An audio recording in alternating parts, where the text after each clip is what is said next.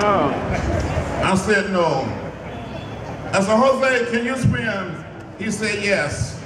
I said, well, there's too much water down there in that river for us to jump. We must go forward. And we continued to walk, and we came to the highest point on the Independence Bridge.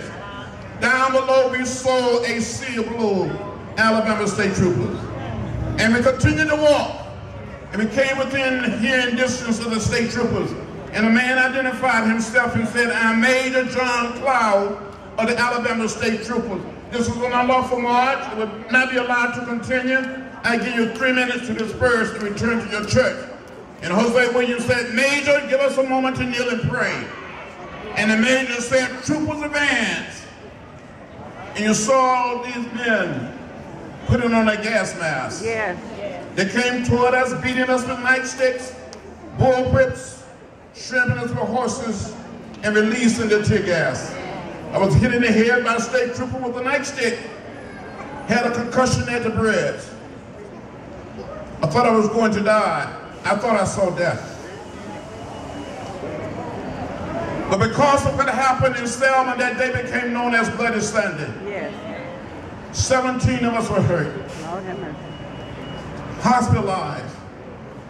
The next morning, Dr. Martin Luther King Jr. and Reverend Ralph Abernathy came to visit us, and Dr. King said to me, don't worry, John, we will make it from Selma to Montgomery. Yes, and he was right. Yes. A few weeks later, 2 weeks later, we made it all the way from Selma to Montgomery. Yes.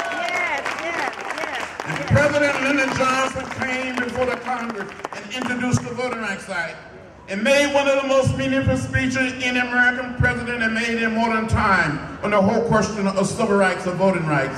He started that speech off that night by saying, I speak tonight for the dignity of man and for the destiny of democracy. Lyndon Johnson went on to say, at time, history and fate meet in the same place in man's unending search for freedom. So it was more than a century ago at Lexington and at Concord.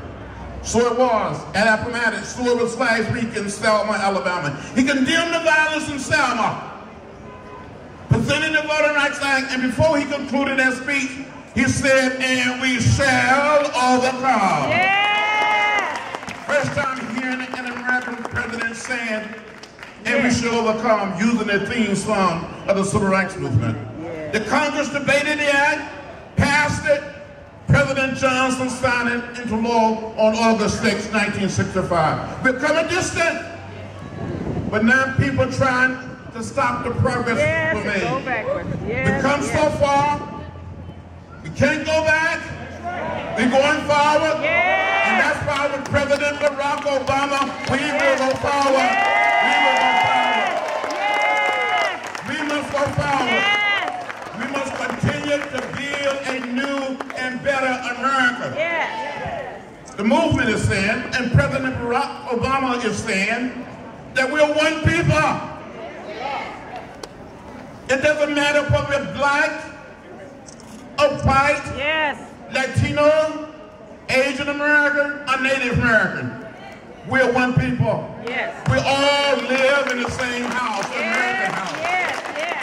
As the late April Randolph used to say, who's a native of the state, grew up near Jacksonville, the dean of black leadership during the 60s,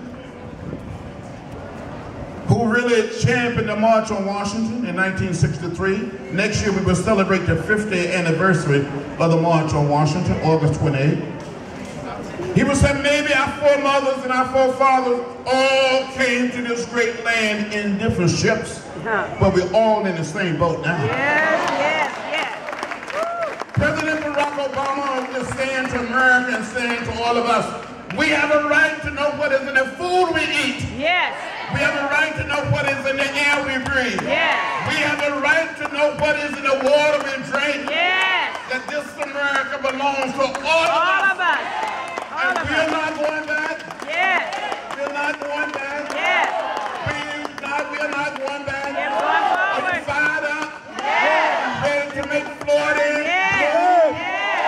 We're going to do it. We must do it. I got arrested 40 times during the 60s. You won't get arrested.